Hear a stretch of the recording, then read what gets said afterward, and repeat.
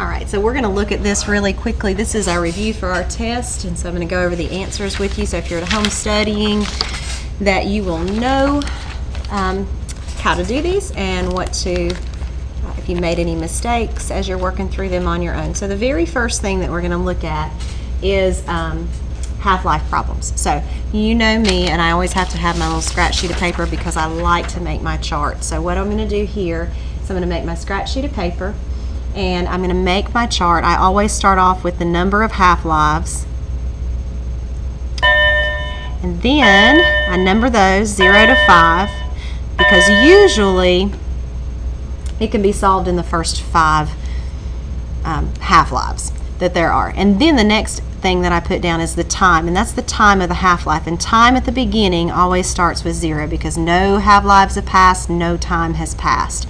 And then the third thing that I put on here is the amount, and that's the amount of what I'm dealing with. Either I'm dealing in a percent, a fraction, or with grams. So this case says determine the amount of time it takes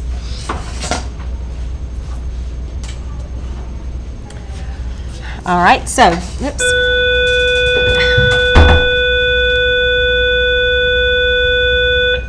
So, what I'm looking at here, it says determine the amount of time it takes for 3/4 of a radioactive sample of an isotope of bromine to decay.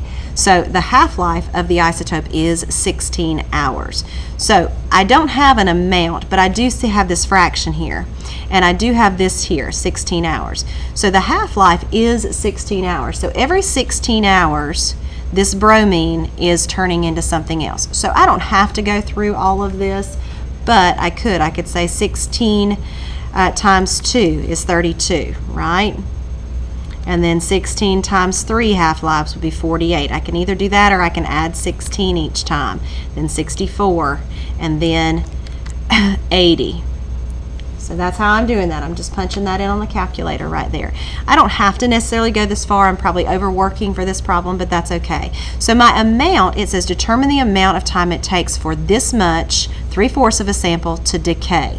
Well, if you look back at your fractions, and this fractions would be the same every time. This is on the sheet from our notes. I can take these fractions, and I always start with 1 because 1 is 100% or a whole. And so if I start with 1, then if I divide that in half, only half of my sample is remaining. And then if I divide that in half again, only 1/4 of my sample is remaining. You think, well, I'm never going to get to 3/4. Well, that's not the point. Let's look at that's being asked. It says, determine the amount of time it takes for 3/4 of a radioactive isotope to decay. So if 3/4 has decayed, 1/4 would be remaining, right? So if 1/4 is remaining, it took me 32, and this is the units of hours. So 3/4 of it was gone in 32 hours. So my answer here is 32 hours. Let's look at number 2 quickly.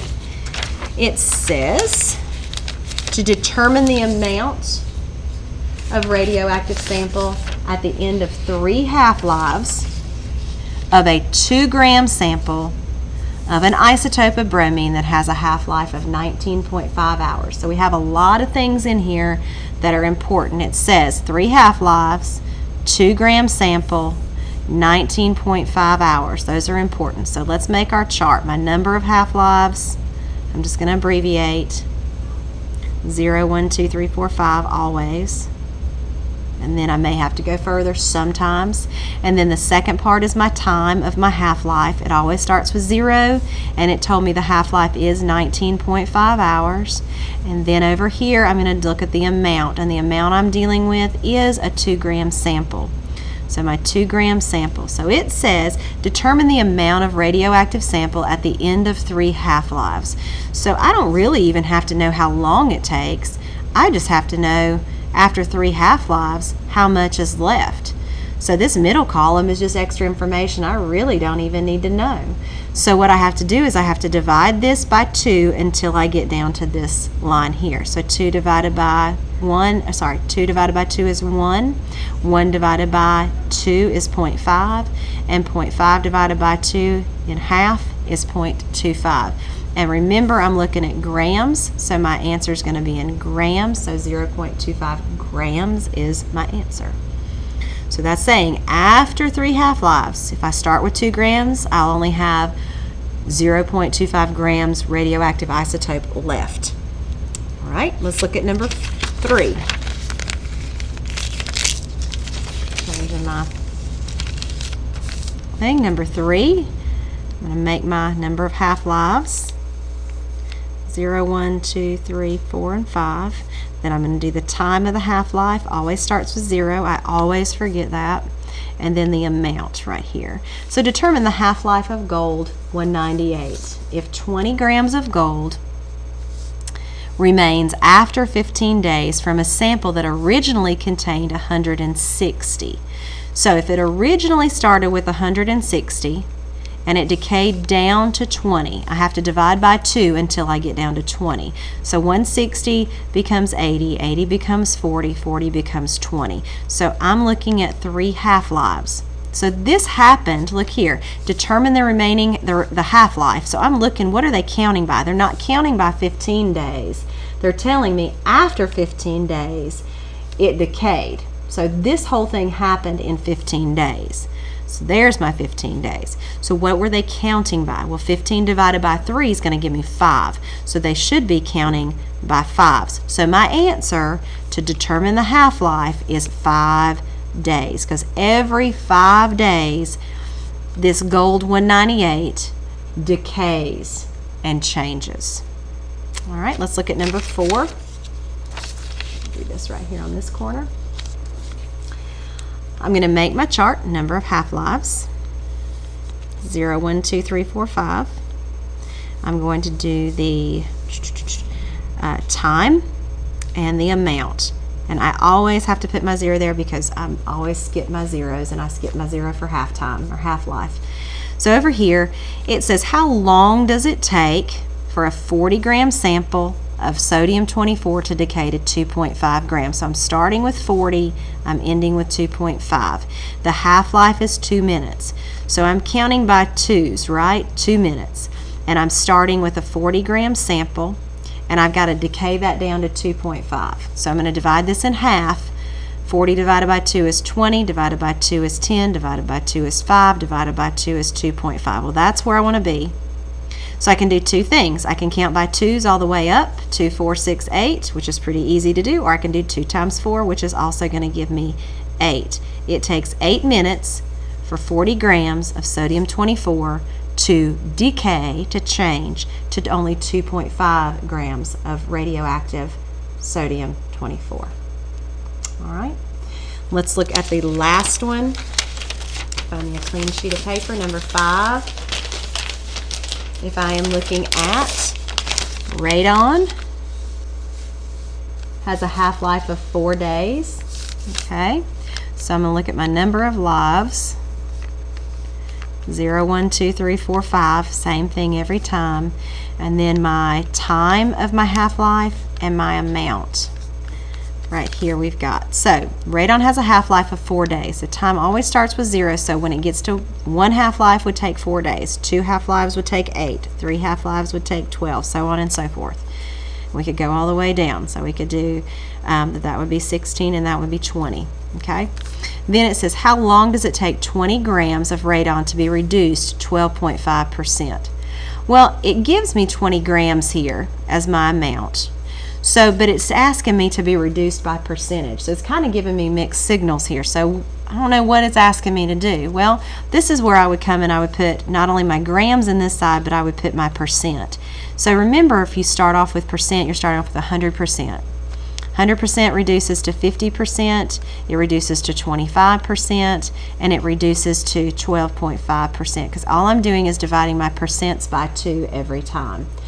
So I really don't even have to know the grams. It's not asking me for the grams. It's asking how long does it take. Well, it takes 12. 12 what? What did we say? This was in days, so this is going to be 12 days. So my answer here is 12 days. There we go. All right. Now, down here at the bottom, we're filling in this chart. Now tomorrow this should say isotopic notation, not the atomic number. So when I look at my chart and I'm looking for argon, I'm going to get the atomic number of 18 and the mass is 40. The mass on the chart it's giving you is a average. Do not use the mass on the periodic table. It gives you the mass right here. So my atomic mass is 40. My protons are 18. The atomic number is going to tell me protons and electrons. Skip over neutrons, notice. And then for neutrons, I have to subtract, and I get 22. Argon 38, atomic number still 18. Mass in this case is 38. 18 protons, 18 electrons. My neutrons here are going to be 20 because I subtract. 38 minus 18 would give me 20. All right, for this one, bromine, I'm going to name it bromine, and I'm going to put a dash, and I'm going to use the mass. So this would be bromine 82. So it's asking for the atomic mass. In this case, it's 82. The number of protons is the same as my number, which is 35. And then I have 82 minus 35 to give me 47 neutrons. And then my electrons have to equal my protons.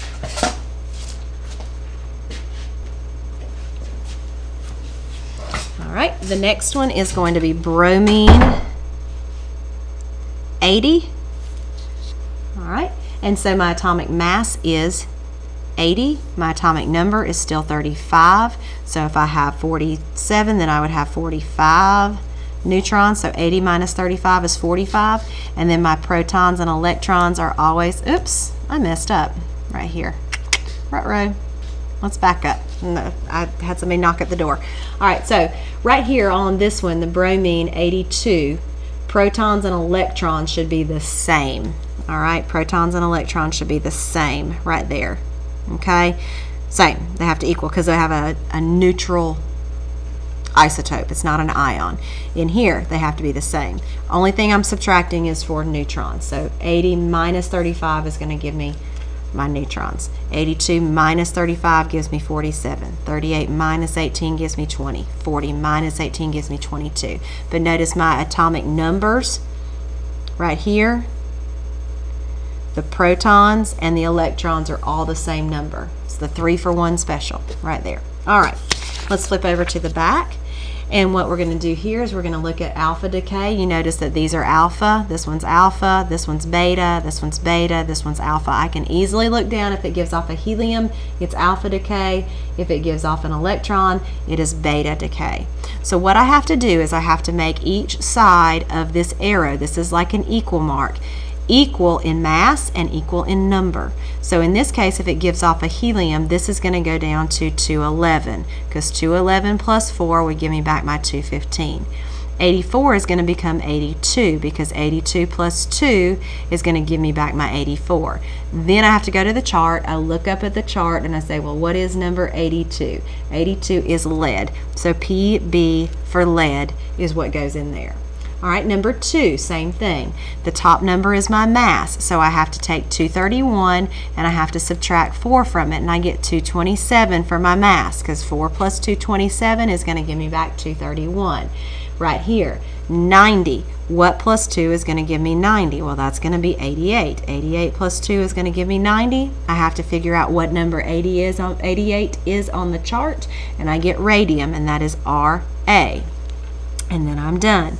If I look here, this is beta decay. You notice that my mass is going to stay the same because 212 plus 0 is going to give me back 212.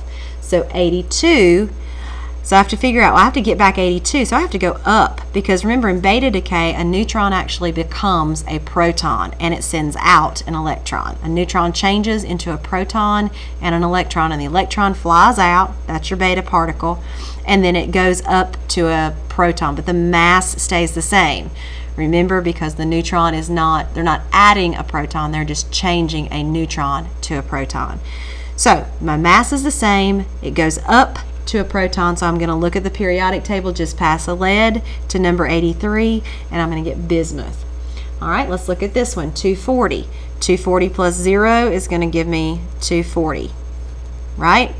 Then 93, it has to go up 1 to 94 because 94 plus a negative 1 is going to give me back 93. So I'm adding a number. So 94 on my periodic table is Pu, plutonium.